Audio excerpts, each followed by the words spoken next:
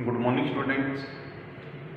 अपना business economics के अंदर बड़ा लॉ ऑफ वेरिएबल प्रोपोर्शन अपने पीछे की क्लासेस के अंदर स्टार्ट कर रखे हैं, वो चलता है इसमें। लॉ वेरिएबल प्रोपोर्शन, इसके बारे में आपको इतना बता दिया कि इसके अंदर ये जो लॉ वेरिएबल प्रोपोर्शन है ये प्रोडक्शन फंक्शन का एक पार्ट है। प्रोडक्शन फंक्शन उसके टू टाइप्स है, एक शॉर्ट टर्म प्रोडक्शन फंक्शन, एक long term production function. Short term जो प्रोडक्शन फंक्शन है जिसको लॉ ऑफ रिटर्न्स भी बोलते हैं, उसका एनालिसिस अपन करते हैं लॉ ऑफ वेरिएबल प्रोपोर्शन या लॉ ऑफ डिमिनिशिंग रिटर्न। ये इसके अलग अलग नाम है। इसके बारे में अपन ने बताया था कि शॉर्ट पीरियड के अंदर जितने भी फैक्टर ऑफ प्रोडक्शन है उसमें कुछ फैक्टर हैं वो फिक्स नेचर के और कुछ जो फैक्टर हैं वो वेरिएबल होते हैं। यानी कुछ फैक्टर है यदि प्रयोग उसके उत्पादन में मात्रा में परिवर्तन किया जाता है, यानी क्वांटिटी ऑफ प्रोडक्शन उसमें चेंज किया जाता है, तो कुछ फैक्टर के अंदर अपन चेंज कर सकते हैं, कुछ फैक्टर्स ऐसे होते हैं जिसके अंदर परिवर्तन नहीं कर सकते हैं। इसके अंदर ये भी बताया गया कि इसके अंदर एटलीस्ट वन फैक्टर है वो वेरिएबल, अदर फैक्टर है वो कांस्टेंट हो सकते हैं। इसके अंदर ये अपने लास्ट क्लास के अंदर एनालिसिस किया था। उसके बारे में लोग के अलग अलग 3 स्टेप बताई थी, जैसे इंक्रीजिंग रिटर्न है ना, कांस्टेंट है या डिमिनिशिंग रिटर्न है। ये अपने सब लास्ट क्लास के अंदर डिस्कस कर लिया था। अब इसके अंदर लॉ ऑफ वेरिएबल प्रोपोर्शन है, उसको बेटा अपन टेबल से और उसको डायग्राम से भी एनालिसिस कर सकते हैं। तो सबसे पहले इसके अंदर अपन टेबल के द्वारा इसको एनालिसिस करते हैं कि जो लॉ ऑफ वेरिएबल प्रोपोर्शन है उसको अपन टेबल के अंदर अगर इसको शो करना हो तो किस टाइप से दिखाएंगे, और उसको अपन डायग्राम के ऊपर यदि शो करना है तो किस प्रकार से अपन इसको दिखाएंगे। ठीक है, ये बड़ा इंपॉर्टेंट क्वेश्चन है, उसी के अकॉर्डिंग अपन इसको तैयार कर रहे हैं। तो सबसे पहले इसको अपन एक टेबल के रूप में ले रहे हैं लॉ ऑफ वेरिएबल प्रोपोर्शन को। देखिए बेटा, ये अपन ने एक टेबल बनाई है जिसके अंदर फर्स्ट अपना फिक्स्ड फैक्टर ऑफ प्रोडक्शन, जिसके अंदर अपन ने लैंड है उसको फिक्स फैक्टर माना। सेकंड कॉलम इसके अंदर वो अपना वेरिएबल फैक्टर यानी लेबर है, वो अकॉर्डिंग टू प्रोडक्शन उसको अपन इंक्रीज कर सकते हैं, वो अपना वेरिएबल फैक्टर है। तो इसके अंदर जो वेरिएबल फैक्टर है उसके अलग अलग यूनिट देखिए, फर्स्ट सेकंड थर्ड से लेके 9 तक है। अब इसके अंदर जो लैंड है वो फिक्स फैक्टर होने के कारण उसके जो प्रत्येक लेवल ऑफ जो प्रोडक्शन है उसके ऊपर इक्वल यूनिट से यानी वन के अकॉर्डिंग अपन लेबर की कितनी एक्स्ट्रा यूनिट लगाएंगे उसके अकॉर्डिंग अपना प्रोडक्शन के अंदर कितना चेंजेस आएगा वो अपना दिखा रहा है इसके अंदर टीपी यानी टोटल प्रोडक्शन। देखिए बेटा, जब अपन फर्स्ट लैंड और फर्स्ट अगर लेबर की यूनिट लगाते हैं यानी एक यूनिट लैंड की और एक यूनिट अपन ने लेबर की लगाई, तो ऐसी स्थिति के अंदर अपने को प्रोडक्शन मिल रहा था कितना 10 के अकॉर्डिंग। ठीक है, एवरेज प्रोडक्शन टोटल प्रोडक्शन के अंदर यानी उसकी जो फैक्टर का यदि अपन उसको डिवाइड कर देते हैं वेरिएबल फैक्टर से, न कि फिक्स फैक्टर से। फिक्स फैक्टर तो उनका प्रोपोर्शन के लिए अपन यहाँ पे रखा है, बाकी जो डिवाइड होगा वो वेरिएबल फैक्टर से होगा। तो अपने को कितना एवरेज प्रोडक्शन मिला 10 के अकॉर्डिंग। फिर अपने इसका जो मार्जिनल प्रोडक्शन है वो भी इसके अंदर 10 है, क्योंकि इससे प्रोडक्शन पहले था नहीं और अपना फर्स्ट टाइम जो प्रोडक्शन है चेंज इन प्रोडक्शन कितना है 10 है, तो मार्जिनल प्रोडक्शन कितना है 10 है। उसके बाद में देखिए सेकंड इसके अंदर लैंड की 1 यूनिट और लेबर की 1 यूनिट अपन ने एक्स्ट्रा कर दी। तो एक्स्ट्रा करने के साथ ही अपना जो टोटल प्रोडक्शन है वो बड़ा प्रोडक्शन इंक्रीज होके 10 से 30 हो गया। एवरेज प्रोडक्शन है वो 15 हुआ इसके अंदर 15 के बराबर, क्योंकि 30 को डिवाइड किया अपन ने 2 से। और मार्जिनल प्रोडक्शन है वो 10 से इंक्रीज होके कितना हो गया 20, यानी एक एक्स्ट्रा यूनिट लेबर की इंट्रोड्यूस करते ही फिक्स फैक्टर का प्रॉपर यूटिलाइजेशन होने के कारण तो अपना जो प्रोडक्शन है वो बड़ा कितना हुआ, एक लेबर के ऊपर इंक्रीज होके 20 हो गया। ठीक है, अब जो एवरेज प्रोडक्शन है और मार्जिनल प्रोडक्शन है इसमें देखिए बड़ा रिलेशनशिप कि एवरेज प्रोडक्शन है वो फैक्टर ही एवरेज बता रहे हैं कि प्रत्येक फैक्टर के 15 होंगे, अपन ये मान के चल रहे हैं। लेकिन जो मार्जिनल प्रोडक्शन है ये बता रहा है कि इसके अंदर जो एडिशनल फैक्टर लगा ना उस फैक्टर के कारण अपनी यूनिट है वो 20 के अकॉर्डिंग इंक्रीज हुई है। फिर देखिए नेक्स्ट इसके अंदर 60 यूनिट अपन ने टोटल प्रोडक्शन हो गया, कब जब लेबर की अपन ने 3 यूनिट कर दी इसके अंदर। इस स्टेज के ऊपर एवरेज प्रोडक्शन 20, मार्जिनल प्रोडक्शन फिर इंक्रीज होके कितना हो गया 30 हो गया। ठीक है, नेक्स्ट बड़ा फिर अपन ने प्रोडक्शन की 4th यूनिट लगाई। 4th लगाने के साथ ही अपना जो प्रोडक्शन है, टोटल प्रोडक्शन तो कितना हो गया इसमें 80, ठीक है, और अपना जो मार्जिन टोटल प्रोडक्शन 80 और एवरेज प्रोडक्शन कितना हो रहा है इसके अंदर 20, ठीक है। 20 क्यों? क्योंकि इसके अंदर अपना जो प्रोडक्शन है वो क्या हो रहा है इसके अंदर डिवाइड कर दिया अपने 80 को 4 से, तो एवरेज प्रोडक्शन इसका 20 है। और इसी स्थिति के अंदर जो अपना मार्जिनल प्रोडक्शन है वो क्या हो गया बेटा इसके अंदर 20 से 30 से डिक्रीज होगी, कितना हो गया 20 हो गया, ठीक है।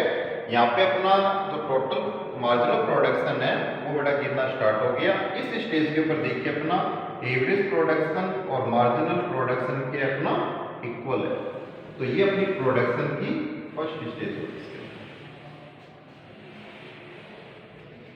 ठीक है। इसको क्या बोलेंगे फर्स्ट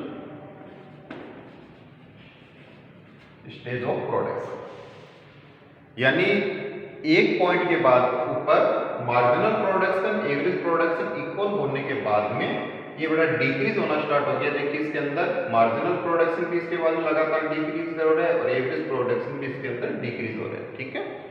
उसके बाद में नेक्स्ट इसके अंदर नेक्स्ट यूनिट के अंदर अगर अपन देखें तो उस स्टेज के अंदर बेटा अपना जो लेबर की 5 यूनिट लगाने के साथ ही टोटल प्रोडक्शन तो इंक्रीज हो रहा है 90 हो, एवरेज प्रोडक्शन 18 हो गया, डिक्रीज हो रहा है, मार्जिनल प्रोडक्शन फिर डिक्रीज हो गया, कितना हो गया 10 हो गया। नेक्स्ट यूनिट अगर अपन 6 और लेबर की लगाते हैं तो अपने को टोटल प्रोडक्शन है वो 90 के बराबर मिल रहा है, 90 के बराबर मिल रहा है, ठीक है। और एवरेज प्रोडक्शन 15 फिर डिक्रीजिंग ट्रेंड के अंदर है, लेकिन यहाँ पे जो मार्जिनल प्रोडक्शन है वो 0 हो गया। यानी जब मार्जिनल प्रोडक्शन 0 होता है तब अपना टोटल प्रोडक्शन है वो मैक्सिमम होता है, अधिकतम होता है। यदि उसके बाद में भी यदि अपन उत्पादन जारी रखते हैं तो टोटल प्रोडक्शन है वो डिक्रीज होना स्टार्ट हो जाता है। जिसके अंदर शर्ट टेलरिंग से रिलेटेड बेटा इसका एग्जांपल दिया था मैंने कि उसके अंदर बताया था कि वेरिएबल फैक्टर यदि अनावश्यक रूप से अपन इंक्रीज करते हैं तो अपना टोटल प्रोडक्शन में क्या हो जाता है डिक्रीज होना शुरू हो जाता है।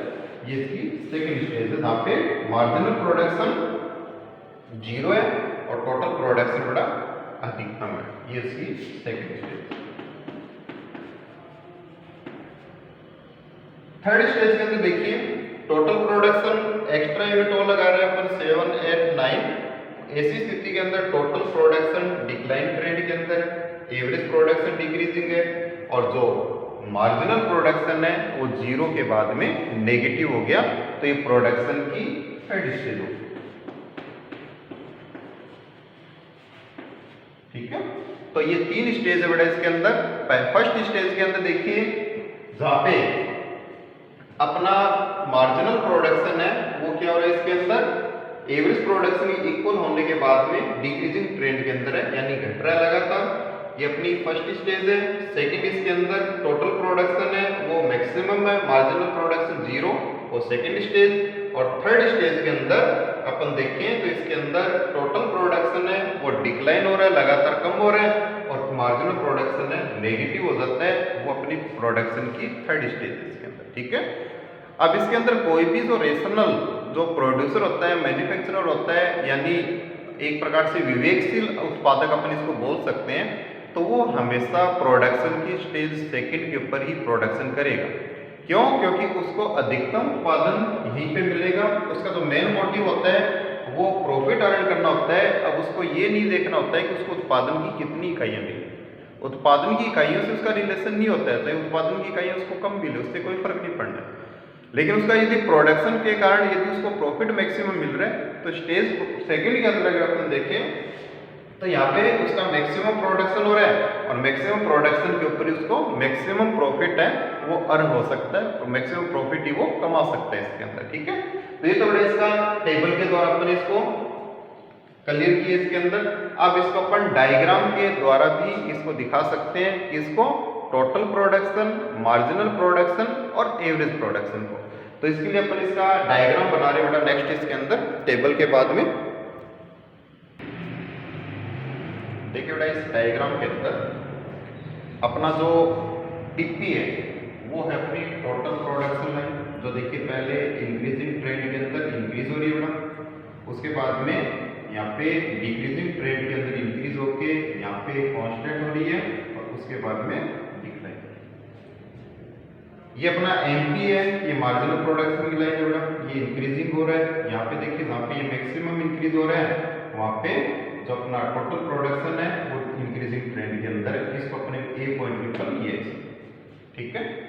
उसके बाद ये बी पॉइंट के अंदर ये अपना एवरेज प्रोडक्शन और मार्जिनल प्रोडक्शन है वो इसके अंदर इक्वल है। ये बी पॉइंट के ऊपर दोनों एक दूसरे को काट रहे हैं।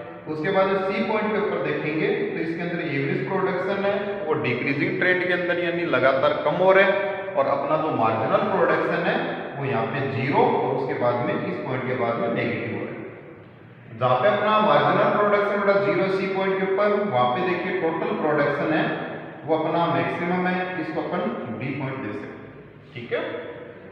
उसके बाद में ये अपनी जो प्रोडक्शन है ये फर्स्ट स्टेज है, ये सेकंड स्टेज है और ये इसकी थर्ड स्टेज है। ये स्टेज ऑफ प्रोडक्शन अपन ने की है, ठीक है। ये यूनिट के अकॉर्डिंग देखें जहाँ पे उसके बाद में जब मार्जिनल प्रोडक्शन बड़ा नेगेटिव हो रहा है उस स्थिति के अंदर अपना जो टोटल प्रोडक्शन है वो लगातार क्या हो रहा है, डिक्लाइन हो रहा है, कम हो रहा है इसके अंदर। तो इसका जो रिलेशनशिप है देखिए शुरू के अंदर जब अपना टोटल जो प्रोडक्शन है वो इंक्रीजिंग ट्रेंड के अंदर होता है तो मार्जिनल प्रोडक्शन भी इंक्रीजिंग ट्रेंड के अंदर होता है। जब ये अधिकतम होता है तो ये बढ़ रहा होता है। उसके बाद में नेक्स्ट जैसे ही इसके अंदर मार्जिनल प्रोडक्शन डिक्रीज हो रहा है तो अपना टोटल प्रोडक्शन है वो इंक्रीज तो हो रहा है लेकिन डिक्रीजिंग रेट से हो रहा है, ठीक है। अब इसके अंदर बड़ा डिक्रीजिंग इंक्रीजिंग का भी थोड़ा सा रहता है। तो इसके अंदर आपको बताता हूँ कि जैसे ये अपना डायग्राम है, यदि ये पैरेलल चल रहा है तो ये तो इसका होता है कांस्टेंट यानी स्थिर है, बढ़ रहा है लेकिन एक स्थिर रेट से बढ़ रहा है। और यदि ये इंक्रीजिंग रेट से बढ़ रहा है तो ये हमेशा इससे ऊपर मिलेगा यहाँ, और यदि डिक्रीजिंग रेट से है तो हमेशा इस वे में मिलेगा, ठीक है। तो ये थोड़ा सा डायग्राम के अंदर अपने को देखने को मिलता है। इसके अंदर थोड़ा सा जल्दी से बच्चे इसके अंदर कंफ्यूज हो जाते हैं कि इसके अंदर देखते हैं कि कहाँ पे इंक्रीजिंग आ रहा है, कहाँ पे कांस्टेंट आ रहा है, कहाँ पे डिक्रीजिंग रेट आ रहा है। तो इसके अंदर ये पैरेलल चलता है वो तो बड़ा इसके अंदर कांस्टेंट होता है, और इससे नीचे है वो डिक्लाइनिंग होता है यानी डिक्रीजिंग रेट, और इससे ऊपर यदि है तो वो इसकी इंक्रीजिंग रेट अपने को माननी होती है डायग्राम के अंदर, ठीक है। तो यहाँ पे देखिए जहाँ पे मार्जिनल प्रोडक्शन बड़ा मैक्सिमम है वहाँ पे इंक्रीजिंग ट्रेंड है, उसके बाद इंक्रीज हो रहा है लेकिन डिक्रीजिंग ट्रेंड के अंदर। इस पॉइंट के ऊपर बेटा बी पॉइंट के ऊपर मार्जिनल प्रोडक्शन और एवरेज प्रोडक्शन इक्वल एक दूसरे के लाइन कट कर रही है। यहाँ पे अपनी जो प्रोडक्शन की है वो इसकी सेकंड स्टेज है वो इसके अंदर दे रखी है, ठीक है। तो सेकंड और थर्ड, फर्स्ट और थर्ड के बीच यानी सेकंड स्टेज के ऊपर कोई भी जो रेशनल कंज्यूमर है, विवेकशील जो प्रोड्यूसर है इसके अंदर, वो क्या करता है, इसके अंदर मैन्युफैक्चरर है वो प्रोडक्शन करता है, क्योंकि इसको सेकेंड स्टेज के ऊपर ही अधिकतम प्रॉफिट है वो अर्न किया जा सकता है, कमाया जा सकता है इसके अंदर, ठीक है। तो ये बड़ा अपना लॉ वेरिएबल प्रोपोर्शन है। लॉ वेरिएबल प्रोपोर्शन के बारे में सबसे पहले अपने को इसके बारे में डिफाइन करना है कि लॉ वेरिएबल प्रोपोर्शन है, प्रोडक्शन फंक्शन है वो टू टाइप्स के होते हैं, एक तो लॉन्ग टर्म और एक शॉर्ट टर्म। शॉर्ट टर्म जो वेरिएबल जो प्रोडक्शन फंक्शन है उसको अपन एनालिसिस करते हैं लॉ ऑफ वेरिएबल प्रोपोर्शन से या लॉ ऑफ डिमिनिशिंग रिटर्न से। इसके अंदर लॉ ऑफ डिमिनिशिंग रिटर्न के अंदर ये मान के चलना है कि जितने भी फैक्टर्स ऑफ प्रोडक्शन होते हैं उसके अंदर कुछ फैक्टर्स है वो वेरिएबल और कुछ फैक्टर्स है वो फिक्स होते हैं। लेकिन शॉर्ट टर्म एनालिसिस के लिए अपन हमेशा ये मान के चलते हैं कि इसके अंदर जो एक फैक्टर है वो एटलीस्ट बेटा वेरिएबल, अदर फैक्टर्स है वो क्या होते हैं इसके अंदर फिक्स होते हैं। जब फिक्स फैक्टर और वेरिएबल प्रोपोर्शन को यदि चेंज होता है, यदि वेरिएबल प्रोपोर्शन की यूनिट चेंज की जाती है और फिक्स फैक्टर सेम रहते हैं, रिमेन कांस्टेंट रहते हैं, तो उस कंडीशन में उनके प्रोपोर्शन के अंदर परिवर्तन आता है। और जो परिवर्तन आता है उस परिवर्तन को जो चेंजेस आता है उसको अपन एनालिसिस करते हैं लॉ ऑफ वेरिएबल प्रोपोर्शन से। जब फिक्स फैक्टर और वेरिएबल फैक्टर से अपन प्रोडक्शन करते हैं तो उस स्थिति के अंदर जब फिक्स फैक्टर के प्रॉपर यूटिलाइजेशन होने के कारण या उसका एफिशिएंसी इंक्रीज होने के कारण शुरू के अंदर जो प्रोडक्शन है वो इंक्रीज होता है इंक्रीजिंग ट्रेंड से, उसके बाद में वो कांस्टेंट हो जाता है बेटा, उसके बाद में वो डिक्रीजिंग रेट से स्टार्ट हो जाता है, यानी उसका जो प्रोडक्शन है वो गिरती हुई रेट से बढ़ता है लेकिन इंक्रीज जरूर होता है उसके अंदर, ठीक है। अब इसको अपन टेबल और डायग्राम से दोनों से एनालिसिस कर सकते हैं। इसको टेबल से भी दिखाना है और उसको अपन डायग्राम से भी बताना है, फिर इसकी रिलेशनशिप बताना है। जैसे डायग्राम के अंदर TP is total production curve, MP equal to marginal production curve, AP equal to average production curve. ठीक है, तो TP total production curve in starting के अंदर बड़ा क्या हो रहा है, इंक्रीज हो रहा है, increases by increasing trend and there out इसके अंदर increases in diminishing rate and at a point constant and thereafter decline, यानी उसके बाद भी लगातार कम हो रहा है। इससे बड़ा मार्जिनल प्रोडक्शन है, वो स्टार्टिंग के अंदर इंक्रीज बाय इंक्रीजिंग ट्रेंड, उसके बाद में डिक्लाइन, एक पॉइंट के ऊपर जीरो, और जीरो के बाद में भी यदि प्रोडक्शन को स्टार्ट करते हैं रखते हैं तो वो क्या हो रहा है, नेगेटिव हो रहा है इसके अंदर। AP equal to average production curve, ठीक है, increasing and thereafter at a point of point B where MP and AP equal, और इसके बाद में क्या हो रहा है देखिए, एपी डिक्लाइन, डिक्रीज हो रहा है इसके अंदर। ये अपने को इसके अंदर इसके जो पॉइंट्स हैं उनको एक्सप्लेन करना है, और ये पूरा फिर अपने को लास्ट में कंक्लूजन भी बताना है कि कोई भी प्रोड्यूसर है वो प्रोडक्शन की सेकेंड स्टेज के ऊपर प्रोडक्शन करता है, क्योंकि सेकेंड स्टेज के ऊपर उसको अधिकतम लाभ प्राप्त होता है। क्योंकि जो प्रोड्यूसर होता है, उत्पादक होता है, उसका जो मेन उद्देश्य होता है वो लाभ को अधिकतम करना, और इसके अंदर स्टेज सेकंड है, उसके अंदर उत्पादन अधिकतम हो रहा है, वो इसी स्टेज के ऊपर अधिकतम प्रॉफिट है वो अर्न कर सकता है, कमा सकता है इसके अंदर। ठीक है, तो ये पॉइंट बड़ा इसके अंदर अपने को एक्सप्लेन करना है। फिर उसके बाद में कुछ इसकी एग्जाम्पशंस है, कुछ इसकी मान्यताएं हैं, वो अपन मान्यता और देखते हैं इसके अंदर किन किन मान्यताओं पर ये आधारित है। इसकी मान्यताओं के अंदर बड़ा फर्स्ट मान्यता है द टेक्नोलॉजी रिमेन कांस्टेंट, यानी जो प्रोडक्शन के लिए अपनी जो टेक्नोलॉजी को यूज कर रहे हैं वो टेक्नोलॉजी क्या होनी चाहिए, इसके अंदर कांस्टेंट रहनी चाहिए, स्थिर रहनी चाहिए।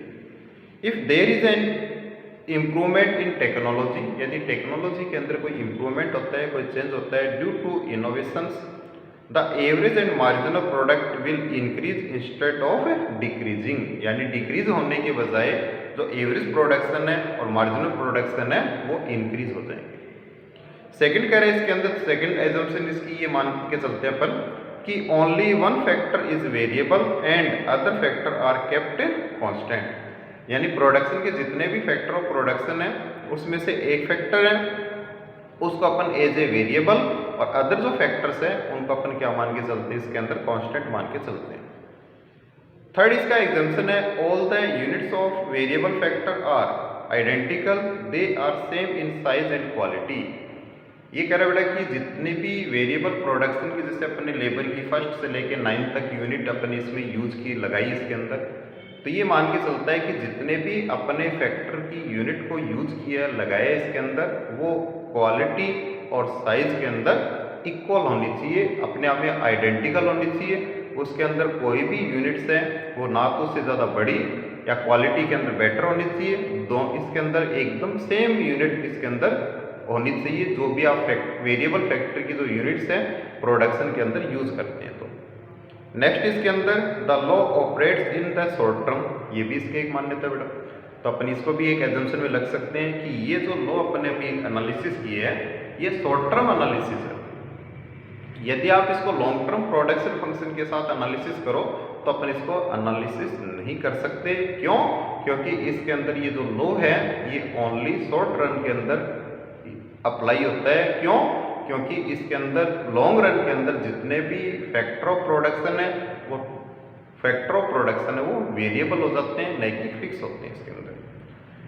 The desire change are possible in proportion of combination of the factor of production. ठीक है, यानी उत्पादन के जितने भी संसाधन है फैक्टर ऑफ प्रोडक्शन है उसके अंदर अकॉर्डिंग टू अपन इसमें चेंजेस कर सकते हैं, उनके प्रोपोर्शन के अंदर, उनके अनुपात के अंदर। ये अपन ने देखा बड़ा कि जैसे फर्स्ट यूनिट के अंदर अपन ने फर्स्ट कॉम्बिनेशन के अंदर एक यूनिट लैंड और एक यूनिट लेबर की यूज़ की, तो उसका जो प्रोपोर्शन था वो 1 और 1 था। और लास्ट अपन ने जो प्रोडक्शन की लास्ट स्टेज ली उसके अंदर लैंड की तो 1 यूनिट और अपन ने लेबर की 9 यूनिट्स, उसका जो प्रोपोर्शन है वो 1 और 9 हो गए इसके अंदर। तो ये कह रहा है कि अपन किसी भी प्रकार से उसके प्रोपोर्शन के अंदर चेंज कर सकते हैं। उसके बाद नेक्स्ट इसके अंदर sources of production are limited and scarce. ये कह रहे हैं कि इसके अंदर जितने भी प्रोडक्शन फैक्टर हैं वो लिमिटेड है, अनलिमिटेड नहीं है कि किसी भी लिमिट तक अपन उसको परचेज कर सकते हैं, खरीद सकते हैं, रिक्वायरमेंट के अकॉर्डिंग उसको काम में ले सकते हैं। ये कह रहे हैं कि फैक्टर ऑफ प्रोडक्शन है वो लिमिटेड है और उसके अंदर स्केयरसिटी है, वो दुर्लभता वाला जो पॉइंट है वो इसमें भी अप्लीकेबल होते हैं। ये कह रहे हैं इसके अंदर this law is related to physical quantity of the production not with its price. ये कह रहा है कि इसके अंदर फिजिकल यूनिट से रिलेटेड है, उसकी प्राइस है उसको यहाँ पे एनालिसिस नहीं किया जाता, ओनली फिजिकल जो यूनिट्स है उसको ही एनालिसिस किया जाता है। तो ये बड़ा इसके एजम्पशन के पॉइंट में पहला इसके अंदर टेक्नोलॉजी रिमेन कांस्टेंट होनी चाहिए, one factor variable other factor है वो कांस्टेंट होने चाहिए, जो यूनिट्स है वो होमोजीनियस होनी चाहिए, यानी जो भी फैक्टर अपन वेरिएबल फैक्टर की यूनिट यूज़ करते हैं उसमें होमोजीनिटी होनी चाहिए इसके अंदर, यानी समान होनी चाहिए। लो ऑपरेट होते हैं शॉर्ट पीरियड के लिए। नेक्स्ट इसके अंदर जितना भी अपन प्रोपोर्शन में चेंज चाहे उतना प्रोपोर्शन के अंदर अपन वेरिएबल और फिक्स फैक्टर के अंदर चेंज कर सकते हैं, ये इसके अंदर एजम्पशन लेके चलते हैं। उसके अलावा बेटा इसके अंदर ये मान के चलता है कि जो प्रोडक्शन के जो जितने भी फैक्टर ऑफ प्रोडक्शन है वो क्या इसके अंदर लिमिटेड है और इसके अंदर स्केयर है इसके अंदर, ठीक है। ये फिजिकल क्वांटिटी से इसका रिलेशन होता है, फिजिकल इसका रिलेशनशिप है, यानी कितनी यूनिट बढ़ी, कितनी यूनिट कम हुई, कितनी यूनिट इंक्रीजिंग, कितनी यूनिट कांस्टेंट और कितनी यूनिट डिक्रीजिंग ट्रेंड से चेंज हो रही है। इसका जो रियल मीन है वो इसके प्राइसेस का कोई मीन नहीं होता है। और लास्ट इसके अंदर ये रेशनल जो कंक्लूजन है बेटा ये पॉइंट उसके अंदर लिख के आना है। तो ये आपका पूरा 20 मार्क्स का क्वेश्चन है बेटा, वो कंप्लीट है। यदि एग्जाम में आता है तो आप आराम से इसको लिख सकते हो, कर सकते हो। अपनी बुक्स है बिजनेस इकोनॉमिक्स की, वो बुक्स प्लस आज अपने जो वीडियो बेटा प्रिपेयर किया है उसके अकॉर्डिंग आप इस क्वेश्चन को 20 मार्क्स के लिए तैयार कर सकते हो। काफ़ी बार आया हुआ क्वेश्चन है। इसके अंदर law variable proportion, law of return to scale, दो लॉ है, इसके अंदर ज़्यादा इंपॉर्टेंट है वो ये वाला है, ठीक है। ये यहाँ पे अपना कंप्लीट है बेटा। नेक्स्ट क्लास के अंदर इसका सेकंड जो लॉ है वो अपन इसके अंदर एनालिसिस करेंगे। आज के लिए इतना है।